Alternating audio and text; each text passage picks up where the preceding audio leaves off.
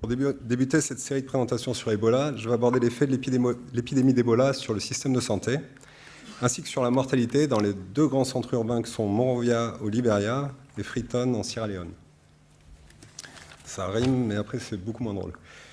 Je pense que vous êtes tous informés de la situation qui prévalait à Monrovia en août 2014. Le nombre de cas croissait de manière exponentielle et a dépassé les capacités de traitement. Bon, comme vous le voyez sur la photo, la situation, enfin, la photo, c'est le triage des lois 3 dans la semaine 34, donc plein août 2014. La situation il était chaotique et dramatique, complètement dramatique. Nous, ce que nous allons nous intéresser, c'est à l'impact que cela a eu sur le système de santé et par conséquent sur la mortalité. Les épidémies d'Ebola ont un lien étroit avec le système de santé. Par manque de préparation, en début d'épidémie, les structures de santé peuvent devenir des lieux d'amplification de l'épidémie. À titre d'exemple, à Kikwit, en République démocratique du Congo, un quart des patients étaient du personnel de santé. Le fait que le personnel de santé soit fortement affecté lors d'une épidémie peut avoir des conséquences sur l'accès aux soins. D'abord, ça réduit le nombre de structures ouvertes et réduit le nombre de personnels soignants. Et en second, les patients ont peur de se faire infecter et donc fréquentent moins le système de santé. Et par conséquent, cette réduction d'accès aux soins pourrait avoir un impact sur la mortalité non directement liée à Ebola. Donc, comme pour les autres épidémies, lors de l'épidémie de Monrovia, en particulier au début de cette épidémie, le personnel de santé a été particulièrement touché. Donc, ce graphique montre le nombre de cas admis à Eloi 2, qui était la seule structure de prise en charge des cas Ebola sur Monrovia à cette période. Les travailleurs de santé, qui sont en rouge sur le graphique, représentent jusqu'à 48%, soit à peu près la moitié des admissions en semaine 30 et en semaine 32. Donc, ce que nous avons voulu savoir, l'objectif, c'était de savoir quel était l'impact de l'épidémie sur l'accès aux soins. Estimer la réduction des services disponibles, mesurer leur fréquentation et décrire aussi les mesures de précaution de contrôle de l'infection mis en place. Et puis, nous avons souhaité estimer dans un deuxième temps l'impact sur la mortalité en distinguant la mortalité directement liée à Ebola, la mortalité due à d'autres causes. La mortalité due à d'autres causes ayant pu être affectée par la réduction de l'accès aux soins. Nous avons commencé ces enquêtes à Monrovia et puis ensuite on a étendu cette recherche à Freetown.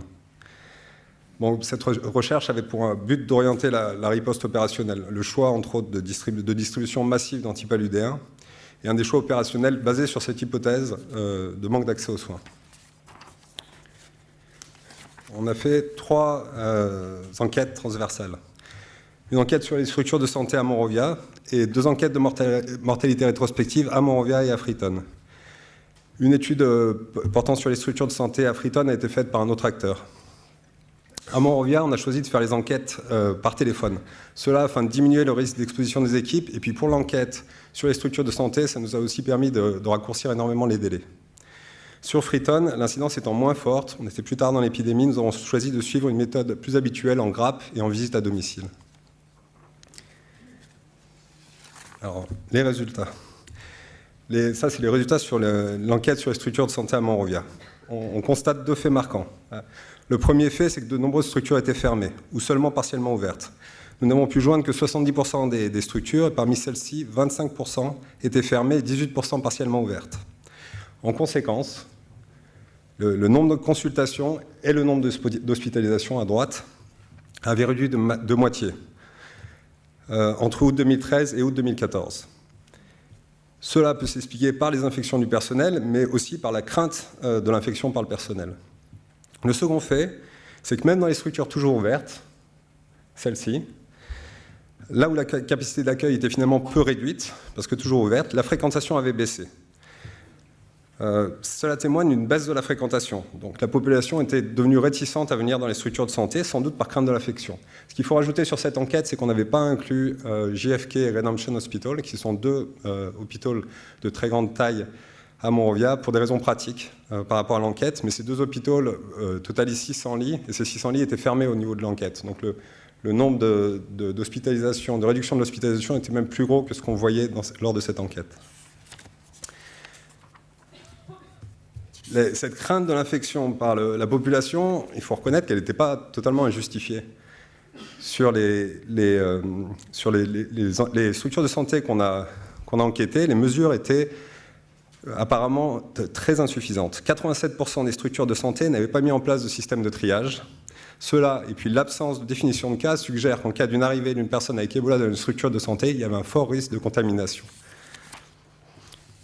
À Freetown, donc ça, c'est pas une enquête qu'on a faite, c'est une enquête qui est faite par Bolkan et Hall, mais ils ont montré un impact similaire, un impact de réduction de la fréquentation des consultations dès que l'épidémie d'Ebola a commencé. Et ils ont fait exactement la même recherche sur le nombre d'interventions chirurgicales qui lui aussi a chuté dès que les premiers cas d'Ebola sont apparus. On voit vraiment bien les deux courbes qui se croisent en fait. Quel impact ça a eu sur la mortalité rétrospective?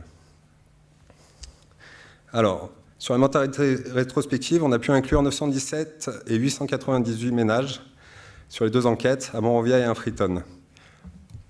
Ce qu'on peut voir ici, c'est que la mortalité brute n'est pas exceptionnellement élevée. Elle n'est pas élevée dans le sens qu'elle est largement inférieure, elle est 2 fois inférieure au seuil d'urgence. Elle est proche des mortalités estimées avant l'épidémie au niveau national. On n'a pas de données pour les villes de Freetown et pour les villes de Monrovia, où la mortalité est probablement, en milieu urbain, est probablement inférieure à la mortalité au niveau national. Donc on n'a pas vraiment d'éléments de comparaison. Ce qu'on peut juste dire, c'est qu'elle n'est pas exceptionnellement élevée. Par contre, en revanche, avec 22% à Monrovia et 41% à Freetown, la proportion de mortalité attribuable à Ebola est importante dans les deux cas.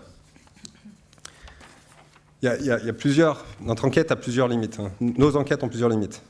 Donc, à Monrovia, on a utilisé des téléphones, ce qui était une première pour Épicentre. Ce choix a été guidé par la volonté de limiter les risques d'infection et de limiter la surcharge de travail sur les équipes. Cela peut avoir entraîné une sous-déclaration. En effet, lorsqu'on a fait l'enquête sur les structures de santé, 30% des structures de santé n'ont pu être jointes. Il est possible que ces structures aient été fermées, c'est pour ça qu'elles n'ont pas pu être jointes. Néanmoins, on avait déjà un résultat alarmant, il aurait été encore plus alarmant si on avait inclus ces 30%. Lors de l'enquête de mortalité à Monrovia, les interviewés étaient d'abord contactés par un message SMS, un message texto, et ils devaient accepter de répondre au survey par message avant qu'on puisse les appeler. Bon, il est possible que les familles ayant été victimes d'Ebola ou ayant eu des décès aient moins répondu que les autres. Toutefois, malgré ces limitations, ce qu'on peut voir, c'est que les résultats sur Monrovia et sur Freetown, en termes de mortalité, où la méthodologie était différente, ce n'était pas par téléphone à Freetown, sont du même ordre de grandeur. Enfin, Ebola, c'est une maladie qui est très localisée dans des grappes, les clusters dont on parle si souvent. Et de plus, son taux d'attaque est hétérogène. Il a été hétérogène sur la ville de Freetown. Donc sur Freetown, le design a été adapté pour pouvoir limiter ce risque. Donc, au sein de chaque grappe, à partir du point de départ, un échantillonnage systématique d'une maison sur 20 dans la rue choisie était appliqué. L'effet de grappe calculé est de 2,5, ce qui suggère que le design était relativement bien adapté. Pour conclure, Ebola a définitivement lourdement affecté le système de santé. Enfin, définitivement au sens anglais, j'espère que ce n'est pas définitif. Sur les deux villes, la réduction de fréquentation est majeure. Ebola a provoqué une mortalité directe importante. Cependant, et contrairement à ce que nous craignions, et c'est une bonne nouvelle, il ne semble pas qu'il y ait eu un impact indirect sur les autres causes de mortalité. Nous n'avons pas pu détecter un impact indirect sur les autres causes de mortalité. Pour ça, plusieurs causes peuvent être évoquées. Une réaction opérationnelle des différents acteurs ayant limité l'impact, la distribution massive d'antipaludéens dont on a parlé, le soutien aux structures de santé, la formation, et aussi, et peut-être surtout, des mécanismes d'adaptation des habitants qui ont été efficaces. Enfin, il est possible aussi que la mortalité rétrospective ait été calculée sur les 6 derniers mois pour voir l'impact. L'impact aurait été sur un plus long terme. Voilà, bon, je tiens à remercier donc, toutes les personnes citées donc, ici par ordre alphabétique, ainsi que tous les enquêteurs. Vous pouvez voir sur les posters qui sont au-dessus des photos de certains de ces enquêteurs en train de téléphoner. Et puis, ça, je vais vous demander de le lire vous-même. Voilà, je souhaite dédier ce travail.